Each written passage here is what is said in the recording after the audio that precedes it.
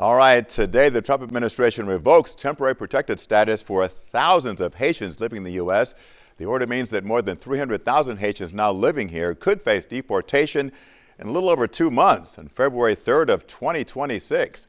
Homeland Security Secretary Kristi Noem acknowledged that Haiti is still a volatile place, but she says extending TPS would be at odds with United States interests. Well, joining us now on CBS News Miami at 7 is Paul Christian Namfi of the Family Action Network movement. Its mission is to empower low-income families socially, economically, and politically. What's your reaction to what the Trump administration did today? We are devastated. We truly see this as a low point for us. Given when you think, first of all, the fact that between 300,000 and 500,000 lives are at stake. People who left Haiti, who have been living and working legally in this country, paying their taxes, working hard, keeping Florida's economy afloat, an important part of the social fabric. And we are very, very saddened that this decision has been taken. This was not a surprise. We've heard a lot of this language coming since last year, but it's still devastating because we are absolutely part and parcel of this society, and it's really a shame how that was done the day before Thanksgiving. And Haiti is still a very volatile and unstable and unsafe place, is it not? Absolutely. If you look at the human rights reports, over 4,000 people murdered just this year alone. Rape, kidnapping, armed robbery continue to be part and parcel of what's going on.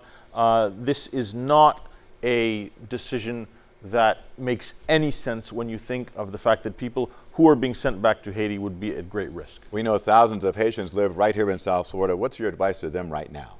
Right now, first of all, we're waiting to see what will happen in court because there is a lawsuit against the termination of TPS for Haiti. But people have to be exercising a lot of precaution right now because everyone is being targeted right now. Obviously, people who do not have permanent status are at greatest risk. But we have seen instances where even permanent residents or even citizens.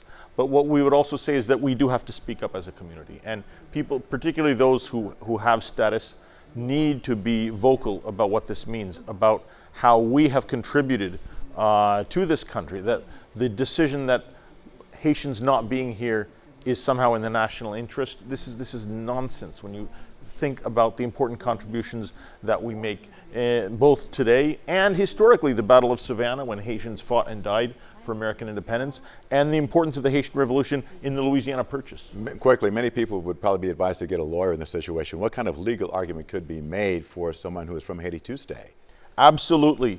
The first thing that we are asking people who do not have permanent status is get an immigration lawyer. Get advice from an expert in immigration law, because only they can really see your status and see the specifics of your situation to see what relief you might qualify for. And at the Family Action Network movement, we have partnerships, for example, with Catholic Legal Services, who come into our offices once a week, and we have an immigration services staff, 305-756-8050. You can call us because we do believe that everyone needs to get serious expert legal support. Mr. Namfi, I appreciate you stopping by and CBS News Miami at 7 tonight.